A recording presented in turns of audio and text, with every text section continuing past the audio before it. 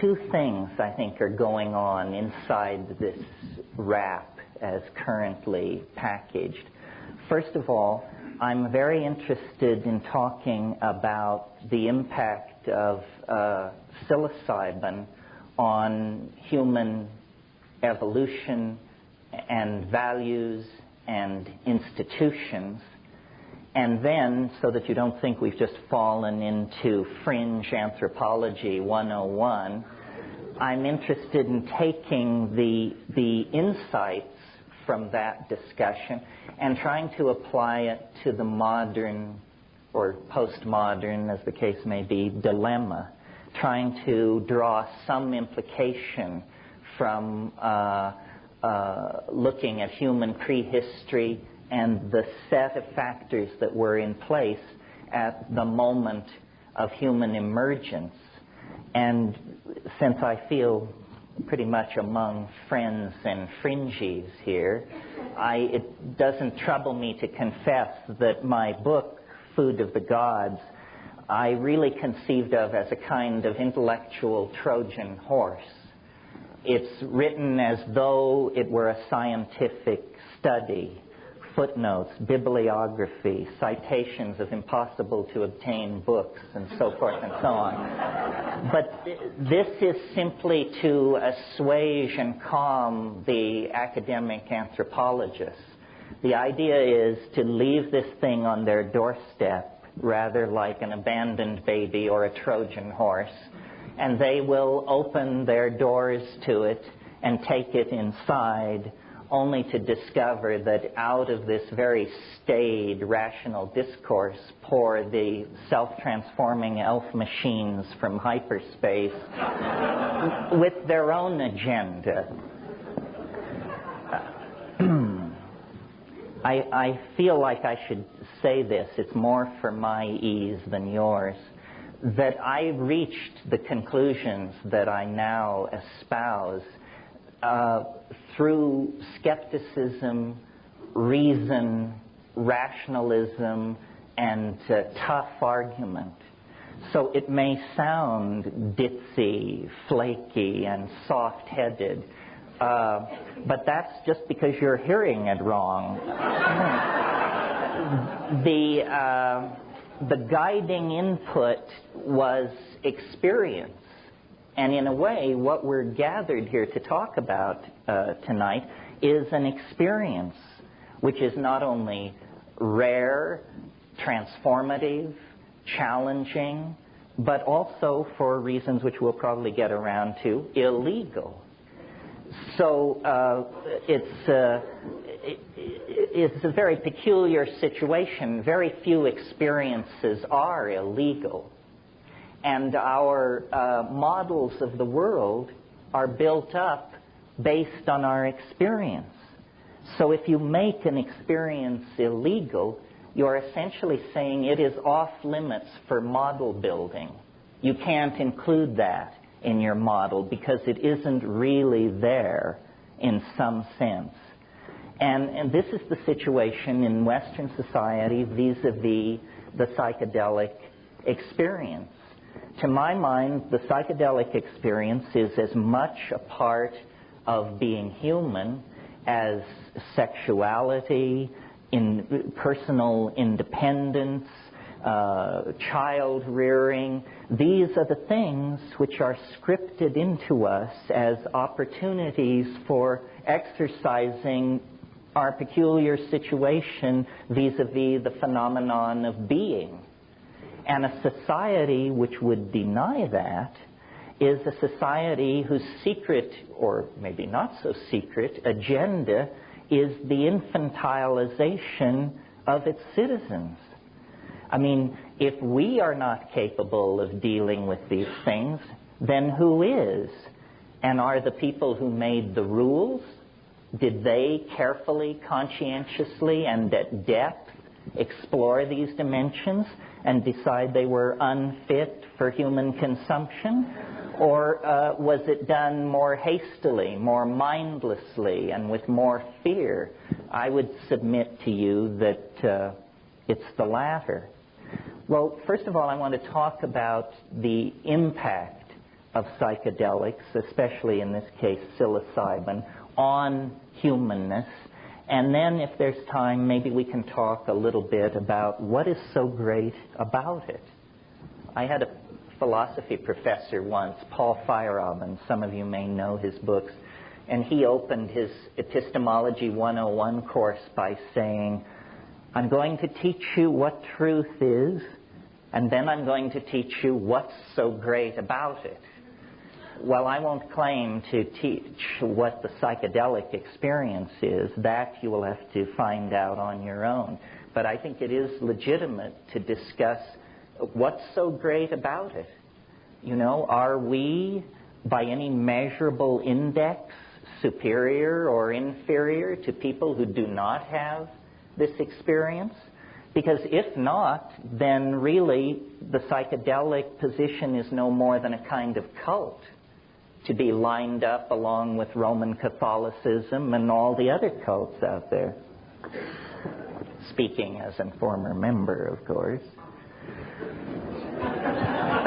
Well, my notion of the way to legitimate the importance of psychedelics is by showing, and I think one can show in fairly short order, that these things are not alien to the human experience or ancillary or the province of uneducated little brown people down in the rainforest or anything like that.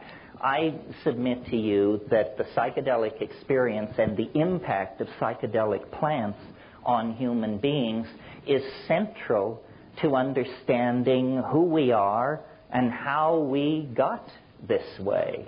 And if we can explore this issue and convince ourselves that there's some merit in this point of view, then it will do more than rewrite the annals of a staid science like anthropology. It will actually change how we relate to each other and to the planet that we're in the process of grinding into pollution. So that's the raison d'etre for the politics behind it. Now, here's the spiel. Sometime in the last 3 million years, our remote ancestors, the proto-hominids, were disrupted in their evolutionary climax in the canopies of the great rainforests of Africa. You see, most animal species evolve into a niche, tighter and tighter and tighter. We see this with termites and cockroaches and most life forms. This is what happens to them. Only if the niche is somehow disrupted or destroyed does the game veer away from its tendency toward closure. And this is what happened to us. Our remote ancestors would have lived happily in the climaxed rainforests of Africa, in the same way that primates to this day live happily in the climaxed rainforests of Indonesia and South America. But for the fact that the dynamics of the planet, and this ultimately is, if we're looking for a cause, or some people would say a villain, then it's the climatological dynamics of the planet which began to limit these rainforest habitats. And a new kind of habitat began to form in Africa, which was grassland. It's very recent.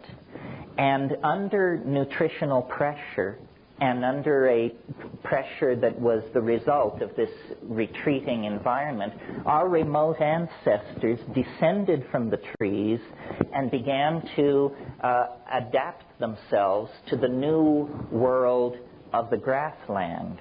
And they did this over a period of probably a couple of million years. Now, I maintain, and if any of you are evolutionary biologists or anthropologists, this is the nub of my position. Here's what's new scientifically.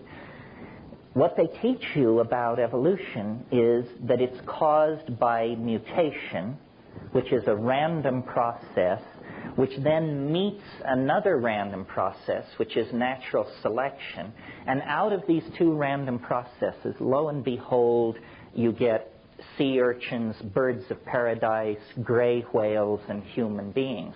Now, when you inquire as to what is the source of this mutation, you will be told it's cosmic rays, incident incoming hard radiation which can disrupt chromosomes, and then most of these mutations are lethal, some huge percentage of them, but a vanishingly small number of them actually confer adaptive advantage, and they are then preserved in the genome and passed on. Now, what I want to suggest, and I've never seen it thoroughly treated by evolutionary thinkers, is that food is the unexamined source of evolutionary pressure. It can be. If you know anything about animal species, you know that most animals tend to specialize their diet. Insects are famous for this. If you find a caterpillar and you want to raise it in a jar, you must give it the food plant you found it on, because they don't just eat leaves. It doesn't work like that. They have species-specific adaptations. Now, why is this? It's because it's a strategy to limit exposure to toxic and mutagenic chemicals that other life forms are sequestering in their tissue to discourage predation, essentially. Well, so then what happens when an animal population, such as our remote ancestors, comes under pressure from a dwindling habitat or a limited availability of food? Well, what happens, if you have any sense, is you start experimenting. You start digging up roots you never thought about before and chewing on them. You start eating leaves. You start eating insect protein. You experiment with the slaughter of small animals and so forth and so on. And this is precisely what our remote ancestors did. This is the much lamented transition from fruitarian holiness to predatory carnivorous messiness. But had we not been willing to lower our gourmet standards, we would have entered the fossil record at that point. So here we have these proto-hominids foraging into this new grassland environment, beginning to beat on prairie dogs and stuff like that, and simultaneously, as we all know, evolving in this African veldt environment were great herds of ungulate animals, proto-cattle, bison, wildebeest, antelopes, many, many different kinds of animals. And one of the curiosities of nature is that many mushrooms prefer the dung of ungulate animals to just going out and making a deal with the raw natural environment. They like the leavening that goes on with vegetable material when it passes through the double stomach of an ungulate animal. As a headline, what this means is mushrooms grow in manure. And so our remote ancestors, testing for insects and eating small animals, would certainly have encountered the so-called coprophytic or coprophilic, the dung-loving mushrooms. And they would have tested them for food. Years ago when I was in Kenya, I observed baboon troops in this very environment we're discussing, and their habit was they were very interested in cow pies, because they had learned from experience that if you rush over to a relatively old cow pie and flip it over, there's a high probability of beetles or beetle grubs under there, and so these were vectors for food getting. Well, I did not observe mushrooms in Africa, but I observed mushrooms in the Amazon, and they can attain the size of a dinner plate. I've never seen them in cultivation quite that large. But, you come out after a hard rain, and these things are landed like little flying saucers or frisbees in the meadows. They would certainly have been tested for their nutritional potential. And psilocybin, different from all other chemicals in nature, including, as far as I can tell, all other hallucinogenic chemicals in nature, psilocybin has a unique set of characteristics which implicate it, to my mind, very strongly in the catalyzing of the emergence of humanness out of proto-hominid and hominid organization. And it works like this. It's very relatively easy to understand as major scientific breakthroughs go. At least you're not going to be asked to do any partial differential equations this evening. Psilocybin in very low doses so low that if you were to take a dose this low, you could conceivably forget you had done it and just go out and shop and fiddle around. But at doses so low that they do not register as a psychedelic experience, psilocybin imparts measurable improvement in visual acuity. Roland Fisher did this work in the late 50s and early 60s, and they built an experimental device where a person who could not be seen, by turning a crank, there were two parallel bars.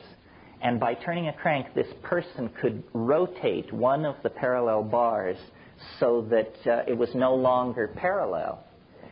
And lacking talking rats, they went to the next preferred experimental animal, which is graduate students. And they would sit a graduate student down in front of this device, give them a very low dose of psilocybin, and then put a buzzer in their hand and say, when the two bars are no longer parallel, push the buzzer. And Fisher collected large amounts of data which showed that the people who had taken the psilocybin, and the other people were given placebo, of course, could detect this deformation long before the unstoned subjects were able to do so. And Fisher, who was a totally straight European scientist, in fact, a Viennese, when I talked to him about this stuff, he was very cagey, and he was funny. In fact, he said, well, you see, it's very interesting. Apparently here we have data which argues significantly that we are perceiving reality better with the drug than without the drug. Yes. For him, that was a joke. I mean, he never did anything with it. It was just a throwaway line. But it stuck with me. And I don't think you have to be a rocket scientist to see that if you are a hunting animal in a situation of nutritional pressure, as our remote ancestors were, and there is a food in that environment which will give you better vision, then by God, the animals which accept that item into their diet are going to be more successful hunters than the ones that do not. And consequently, they will outbreed those members of the population that have some aversion to this exotic food. Either they don't like the look of it, or they don't like that it grows in manure, or they don't like the taste of it. But those who accept it as a dietary item will be more successful at getting food, and consequently more successful at raising their offspring to sexual maturity. And that's the name of the game in Darwinian evolution. You must raise your offspring to sexual maturity. Then the genes flow forward. If you fail in that, you get an F in the evolution game. Well, okay, so visual acuity, that's all very fine. But psilocybin has other properties which build on that initial pharmacological peculiarity.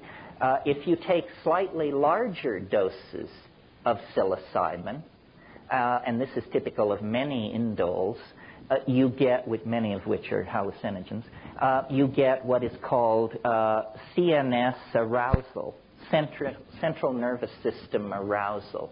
You all know this feeling. It's the feeling of 2 double cappuccinos in short order.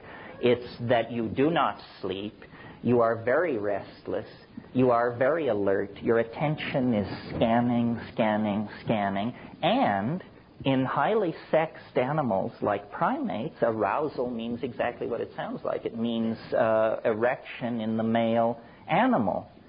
And now, isn't that interesting?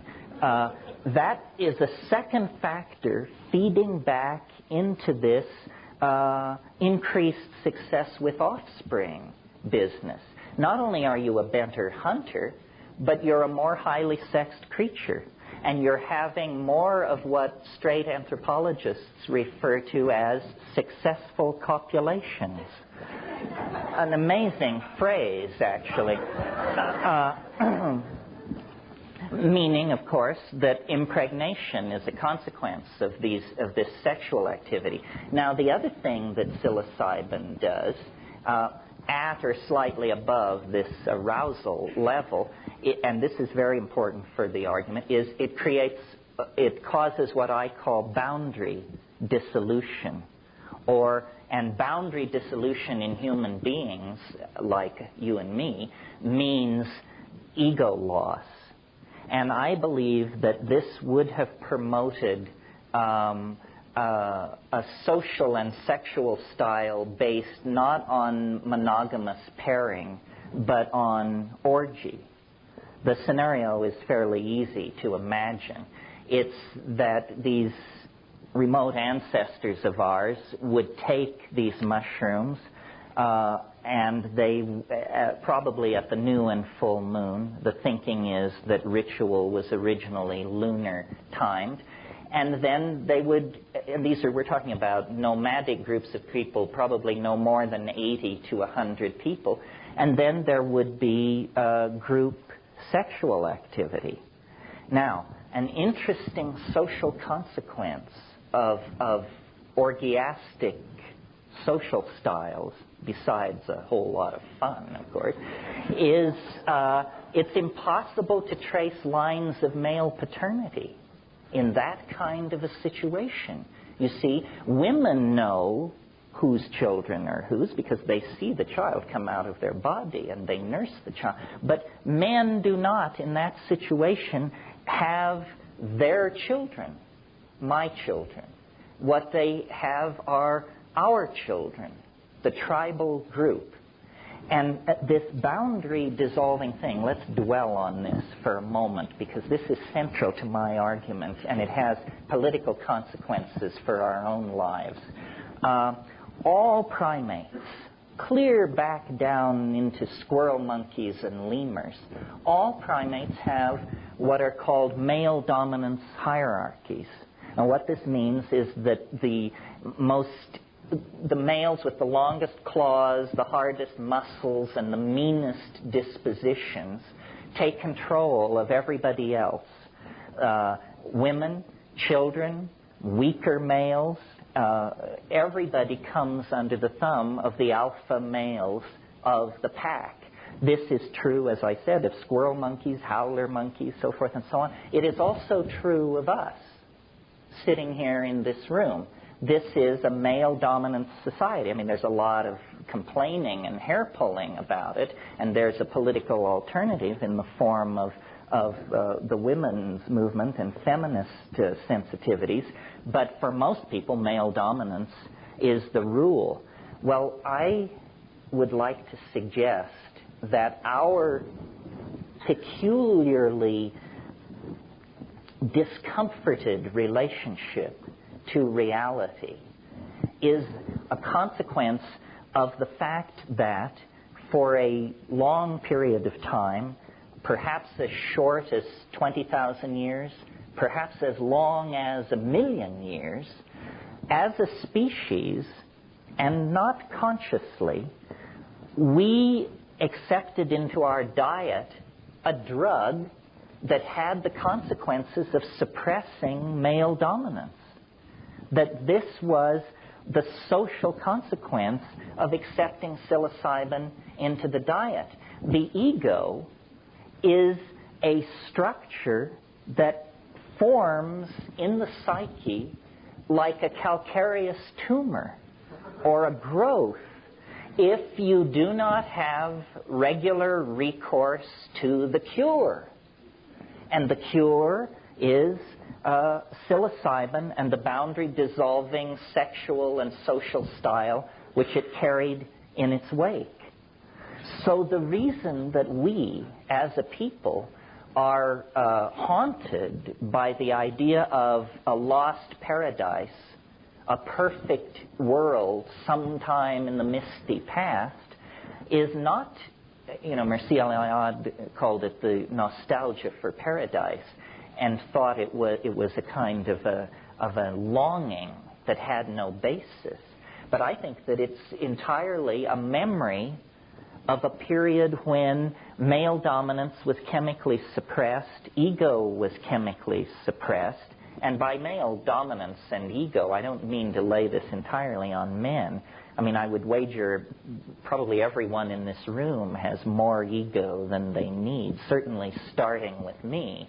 And that's part of the paradox that you're supposed to enjoy in this, is the ambiguity of me preaching the loss of ego. So essentially, what happened was a chemically driven leap in evolution as a consequence of the suppression of these behaviors that favored male dominance.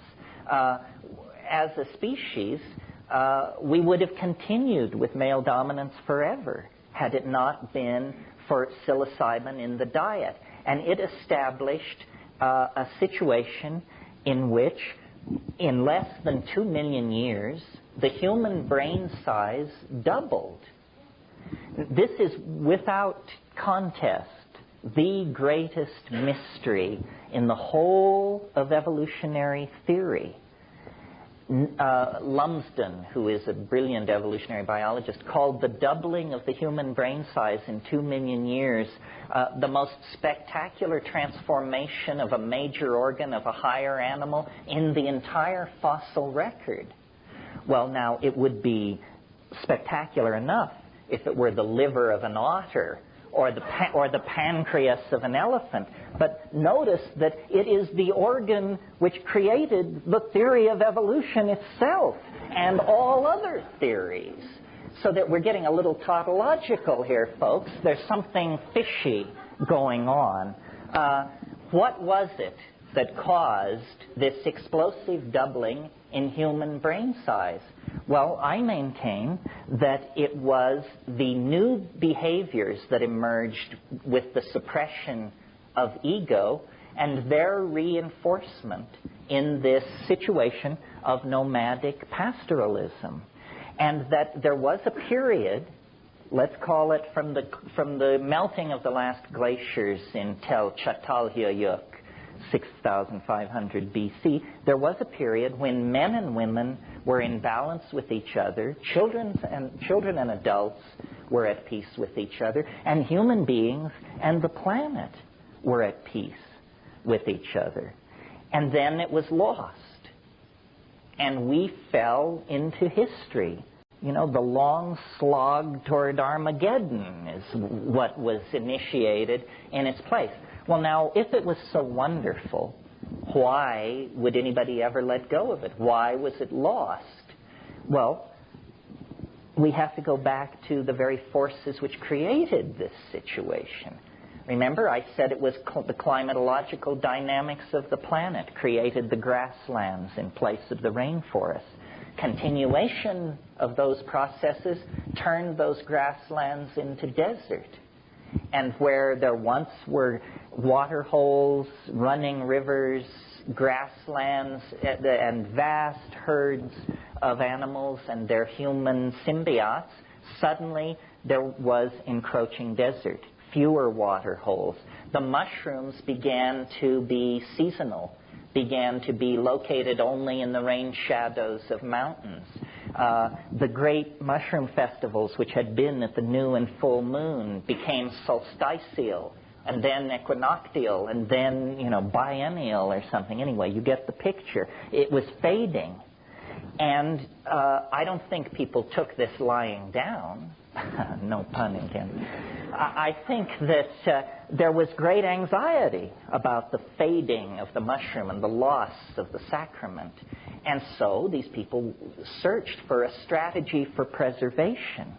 Well, in a world without refrigeration, there is only there are two strategies for preservation of a delicate food like that. One is air drying, which is not terribly satisfying because as soon as a rain cloud comes along, your dry stuff absorbs moisture out of the air and turns yuck. And so the only real option is preservation in honey. And this was done, I'm sure. It's still done in Mexico to this day in remote mushroom-using villages. People preserve it in honey. Now, the problem here, and this is a lot, my book goes into this kind of thing a lot, because food of the gods. Because what food of the gods is really about are the hidden factors that drugs lay upon us that we are not even aware of. And if you are attempting to preserve a hallucinogenic mushroom in honey, what you have to be aware of is that honey itself is potentially a psychoactive drug. Honey will turn into mead. It will ferment into a crude kind of honeyed alcohol. Well, if the mushroom brings suppression of ego, group sexual activity, and the formation of group values, what does alcohol bring? Alcohol has two effects primarily. It lowers sensitivity to social cueing at the same time that it confers an exaggerated sense of verbal facility. In other words, people turn into jerks behind this. I mean, you only have to go to a busy singles bar somewhere here in Boulder and you will see the alcohol ambiance being acted out right in front of you. So, and it's perhaps not so true of our generation, but I think probably for 1,000 years nobody got laid in Western civilization unless they were juiced, because Christianity was laying such a heavy trip on everybody, and people barely took their clothes off. In other words, you had to become blindly intoxicated to do what comes naturally. And I think up until very recently, how many women have their first sexual imprinting in an atmosphere of alcohol abuse? I mean, some huge percentage, I imagine. So that is the story, basically, of the fall into history. The loss of this mushroom cult happened right at the time that we were inventing agriculture. And agriculture and the suppression of orgy have something in relationship to each other on two unrelated levels. First of all, you suppress orgy because once you have agriculture, it's no more about psyching yourself up for the great hunt. It's all about getting up before dawn and going out and hoeing the weeds out of the crops. So it doesn't promote a party mentality.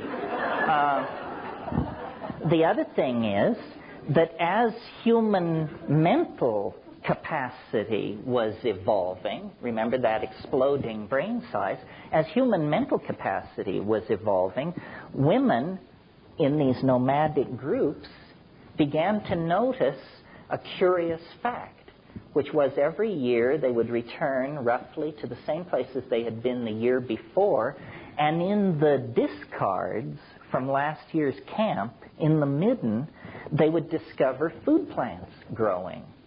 And some brilliant woman or group of women put it together and said, aha, we buried food here last year, and now there is food here. must be something about putting food into the ground gets you food. In other words, they were able to cognize a cause and effect relationship that were separated over many months of time. At the same time that women were putting this together, men were noticing that the act of sex had certain consequences 9 months later.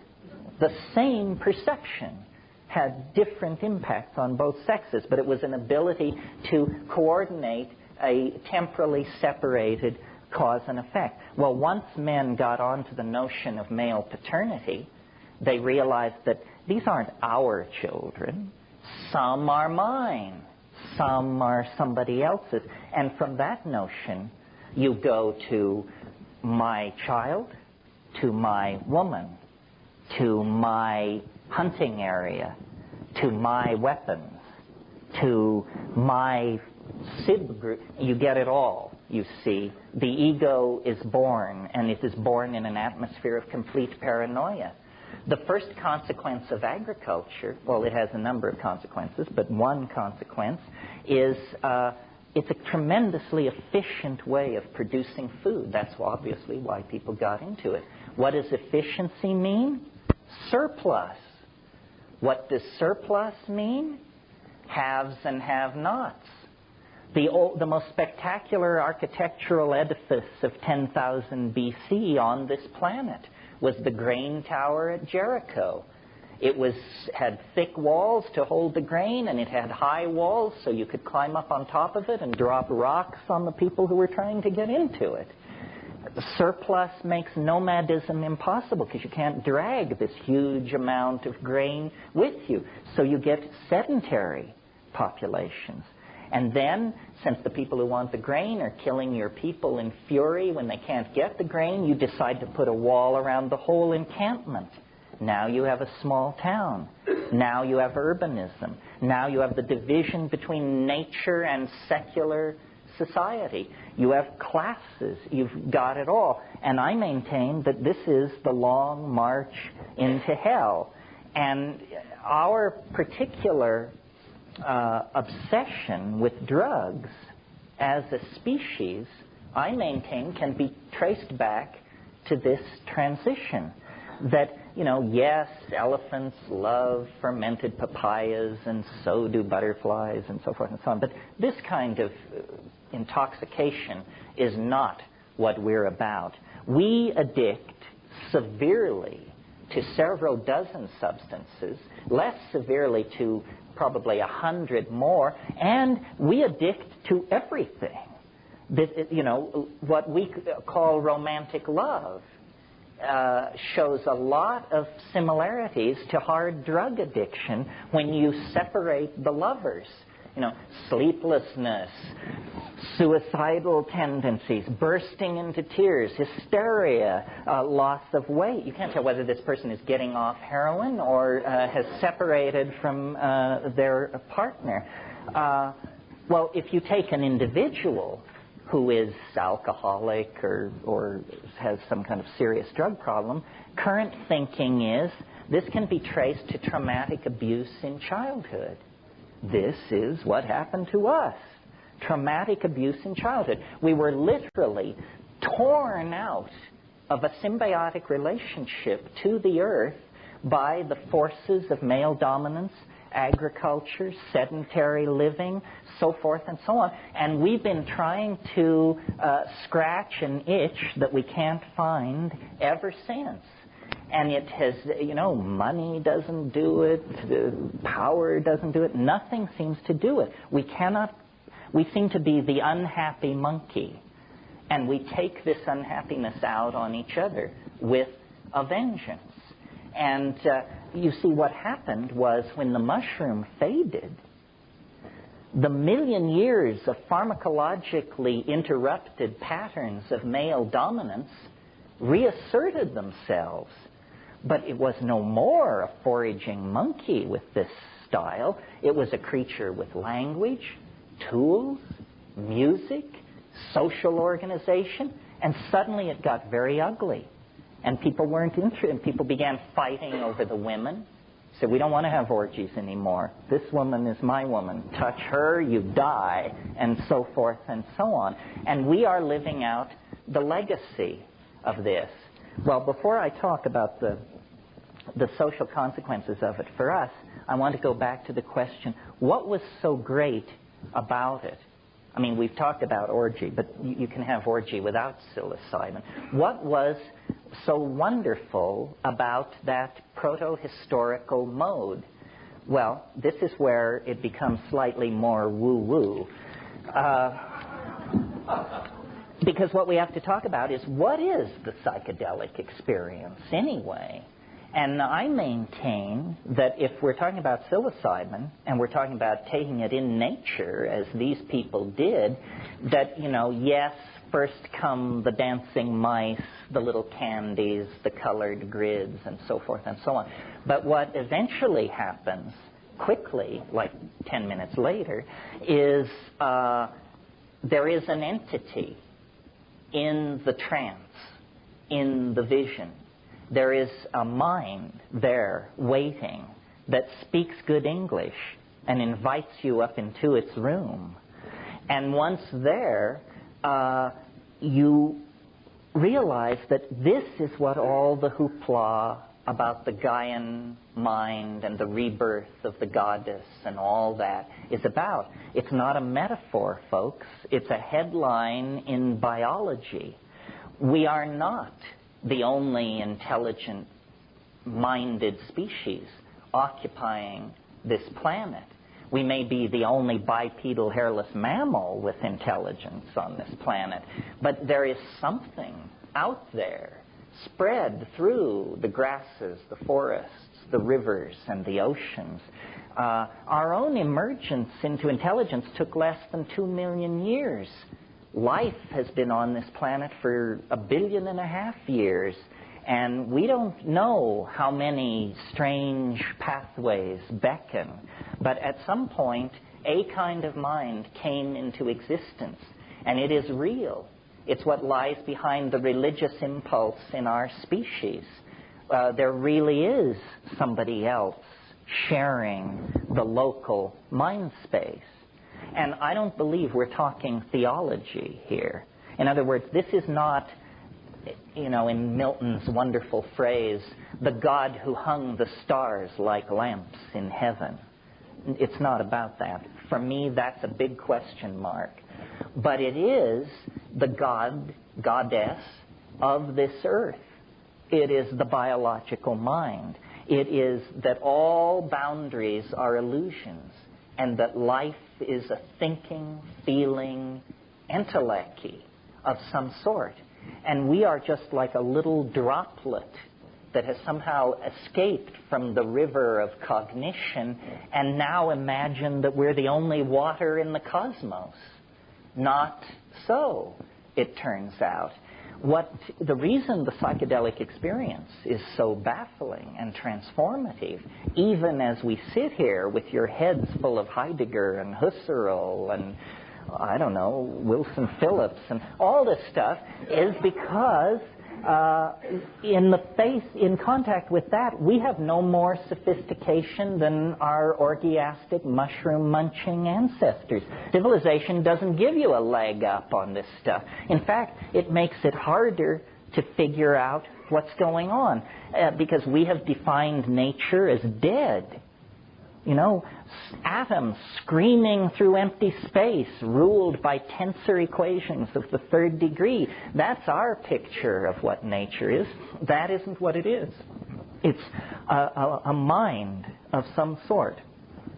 Okay, what is the implication of all this? Is this just some kind of fringo anthropological revisionism? No, it isn't, because the fall into history and its consequences is, at this point, a loaded gun held to the head of the entire planet. We are about to pull over the soup cauldron. And if we do this, then 2.5 billion years of evolutionary advance will be shot. Nobody else ever dropped the ball. So, we appear to be vying for this peculiar honor. If we do not awaken to the consequences of ego, then we are going to run this system right over the edge. The whole thing which characterizes our dilemma as a global society is our inability to feel the consequences of what we are doing. We've got the data. The ozone hole is disappearing. The planktonic life in the sea will die if it does. That will disrupt the food chain. The world food supply will drop by 60%. Everybody who isn't white as a sheet will have to starve in that case, and so forth and so on. I mean, we actually toy not only with our own extinction, but with the extinction of all life on the planet and with the extinction of the idea of dignity and decency itself. Well, I'm not in this psychedelic game because I think it's easy or because I think it's going to be a cinch. I'm in it because I think it's the only game in town. If hortatory preaching could have done the trick, then the Sermon on the Mount would have turned the corner. If cautionary data flowing back to ruling institutions could do the trick, then sometime after Thomas Malthus, people would have begun to hit the brakes. Nothing seems to work. We're sick. We need pharmacological intervention. The ego is permitting us to slowly, not so slowly, commit suicide. And, the fact that we cannot act collectively, that we are suspicious of all forms of collectivism, that we really are all for one and one for all is not our style. Instead, what we have going is a catfight. And, no less a straight person than Arthur Koestler, in a book called The Ghost in the Machine, said humans are so wired for beating the brains out of woolly mastodons. That's what evolution has equipped us to do, not negotiate weapons treaties and destroy bacteriological factories. We have to force our evolution. We have to chemically restructure the primate brain so that we do not commit suicide. And the only way to do it in the time left is for the psychedelic community to stand up on its hind legs and roar. And, maybe they'll build camps for us. But the point being, I think there's a moral imperative to try what works. I mean, in the 60s, psychedelics were called consciousness-expanding drugs. A good old phenomenological description. Well, if consciousness does not loom large in the future history of our species, then what the hell kind of future is it going to be? No future at all, I maintain. So if there is even the slightest iota of possibility that these things do what I'm saying they do, then we need to get Johnny Quick on it and check it out, because we may be beyond the point of no return right now. Nobody knows how bad this ozone hole thing is, or what's locked up at Rocky Flats or behind the Iron Curtain or dumped in the Arctic Ocean. We may be past the fail-safe point right now, folks. There is no time to lose. It is time to engage the powers that be in a little more serious dialogue than the just say no horseshit that's been peddled recently, because we're talking about the survival of life on the only planet that we are certain has life on it. This may be the site of a cosmic experiment with universal implications, and it rests in our hands. Everybody here tonight is here because a whole bunch of people didn't drop the ball. And, you think you've got problems? 9 times in the last 1,000,000 years, the ice has moved south from the poles, miles thick. No antibiotics, no electronic communication, nothing. And I'm sure these people were miserable and they dragged through it, and they lived, and they passed it on. Now we're it.